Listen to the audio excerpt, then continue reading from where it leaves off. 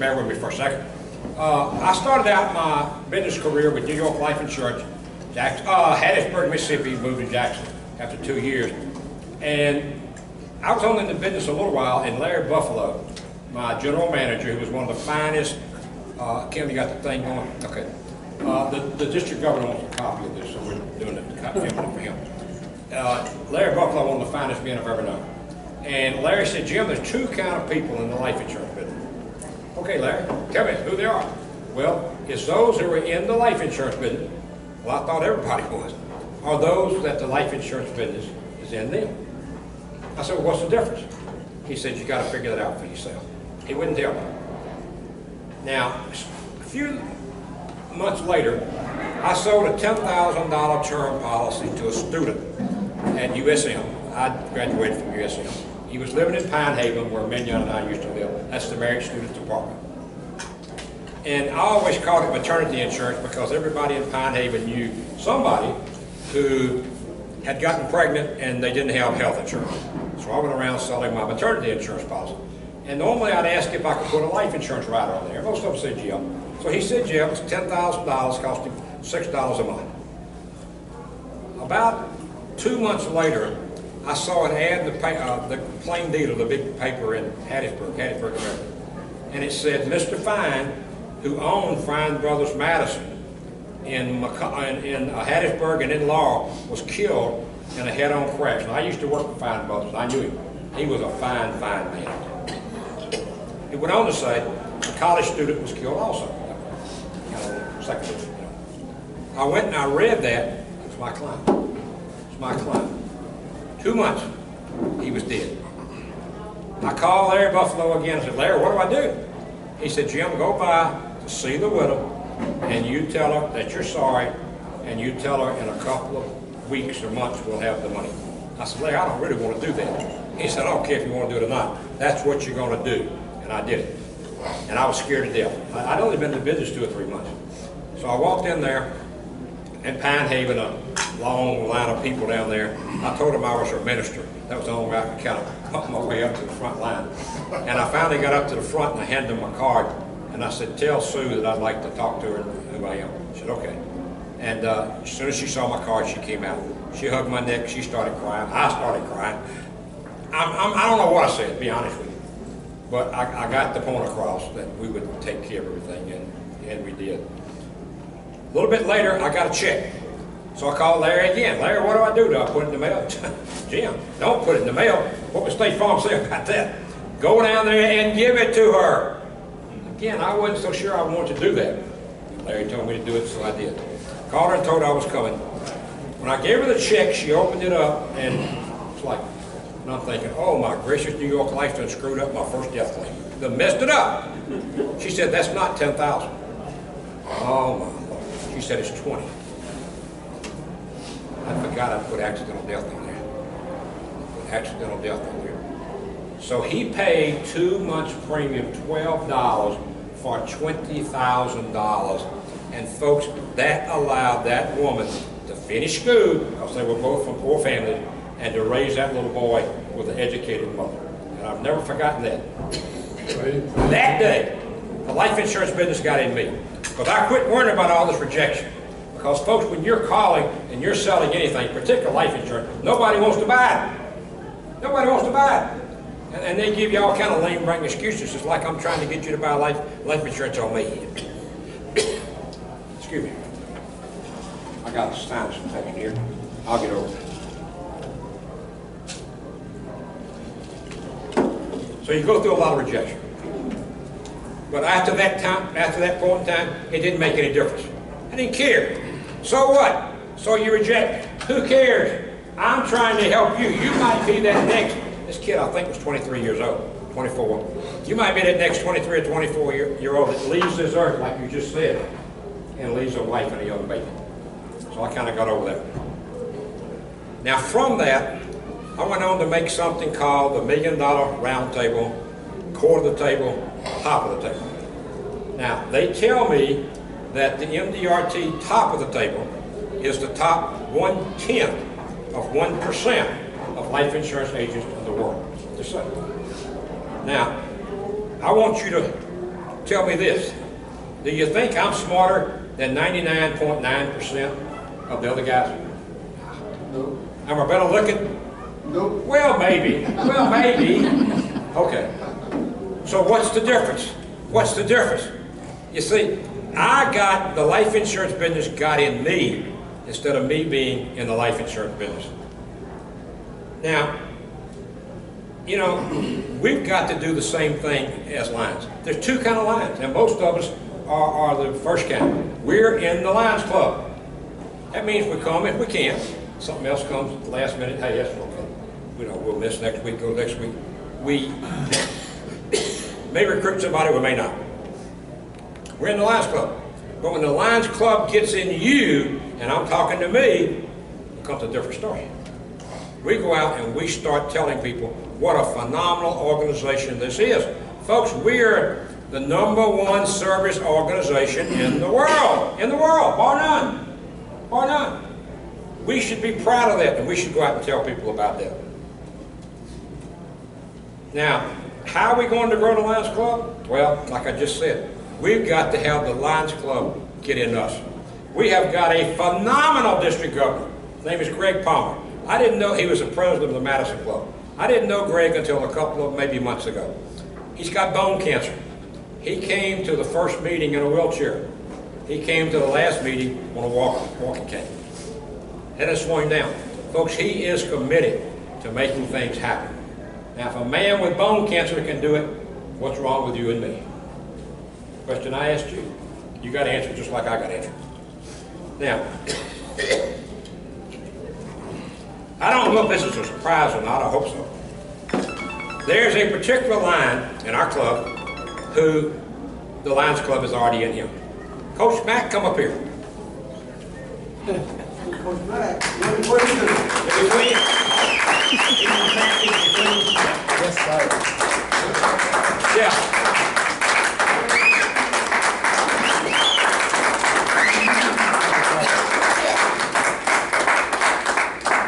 What did he do? I don't know. This guy has held this club together for the last 3 years. I think it's everybody. No. It's everybody. They did, but you did the best job I've ever seen. You did a phenomenal job. I appreciate it. Thank you. Now, this is from Certificate of Appreciation, Rob McCleary, for a valuable service, and this is signed by Greg Palmer, District Governor. Thank you, sir. I appreciate it. Now, Johnny has signed up. You can't sit down yet. Okay.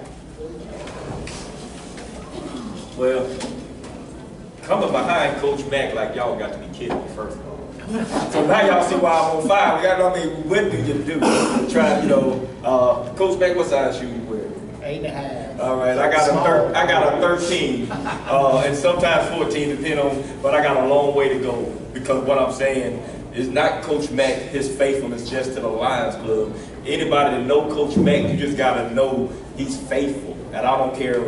I know him from many different boards, but whatever he do, he is just flat-foot faithful to the end. He take it to the highest degree. And so with that being said, we have a proclamation from the state of Mississippi, a proclamation, I'm gonna read it as is. Right, it's not saying that, they're pulling your tax card, they want to do an audit. But from the state of Mississippi, a proclamation by the Speaker of the House of Representatives and the Representative Becky Curry commending the diligent and dedicated services of Mr. Rob McQuarrie for his outstanding commitment and steadfast leadership provided to the Lions Club of Brookhaven. Whereas, now it's gonna take a minute now. I told y'all really should be blessed. Could y'all imagine me when I studied every third word at about the age 15? You can read the digest part. If you don't mind, No, we want to read this because you know what? Every word. Whereas for more than 60 years, the Lions Club of Brookhaven has served as the arm of humanitarian and philanthropic service to the citizens of Lincoln County, having boasted at the zenith of the establishment more than 100 members, and whereas in the height of the COVID pandemic, membership experienced a dramatic decline, reducing active participation to only 3 or 4 members. However, through the zealous commitment of Mr. Rob McQuarrie who was serving as chapter president, the doors of the Lions Club remain open, and the mission of empowering the Lions Club volunteers and partners to improve the health and well-being, strengthen communities, and support those in need through humanitarian services went forward. And whereas now in the third consecutive term of his as president of the Lions Club of Brookhaven, an unprecedented occurrence, Mr. McQuarrie, who is also the federal programs director for the Brookhaven School District, never wavered in responsibility to lead the club by stellar example. Even when the future of its continued existence hung in the balance as a result of the uncertainties of the apprehensions brought on by COVID-19. And whereas, after graduating from the University of Southern Mississippi, Mr. McQuarrie initially worked in the gas industry, traveling across Southern Mississippi, before making the fateful, I told you, decision to return to school in pursuit of a degree that would enable him to make a meaningful impact in the lives of the most impressionable members of society, children, leaving the oil and gas fields for the classroom as a teacher. And whereas a history buff, Raw's first teaching opportunity presented itself as a history teacher at Brookhaven High and simultaneously as a soccer coach, a sport in which he had not familiarity, yet he persevered in the classroom and the playing field, never allowing his students to outwit him, while building and commandeering trust and mentoring relationships with them along the way. And whereas on the track for tenure as a storied career as an innovative and influential educator, Mr. McQuarrie decided to further enhance his academic acumen by enrolling in educational leadership courses at Jackson State University in pursuit of education administration degree credentials, which upon completion afforded him the opportunity to assume the role as principal of Mamie One Elementary School, that's where I met him, in which he tackled the assignment along with the challenges it presented with calm, finesse, and tactful professionalism, and where, brother, it's alone. I know. And whereas I'm trying to figure out what that guy is. whereas equally passionate about the Lions as he is about his career of professionalism and the countless lives he has been able to touch along the journey. Mr. McQuarrie's innate calling as a visionary allows him to see the present need and future necessities of those he serves, whether in his professional capacity at the school or in his civic humanitarian throughout the Brookhaven community and other reaches of the Lincoln County.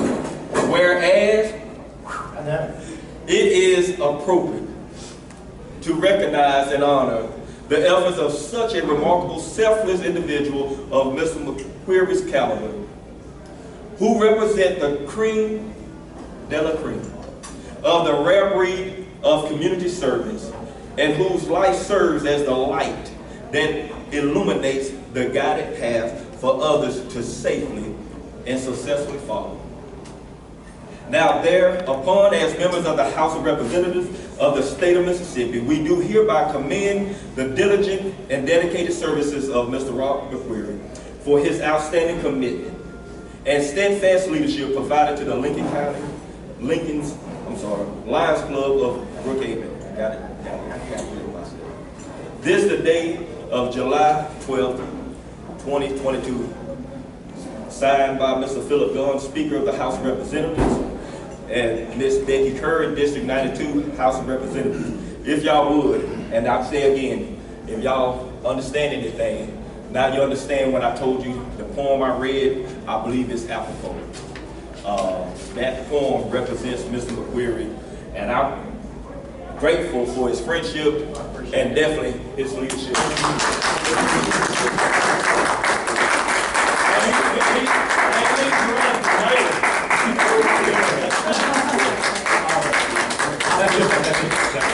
I don't know where this guy is, but I do appreciate it. Hey, your mother wrote me a book. Everybody running behind you. That's- Now I'm going to explain to my wife why she wasn't here. He's not gonna speak. Your mother wrote most of that. He's not gonna. I think for me, it's Bob. Thank you very much. I appreciate it, guys. All right, he's gonna. I do. Look, I just promise you, this club, I did my best, but a lot of the people in the room had a lot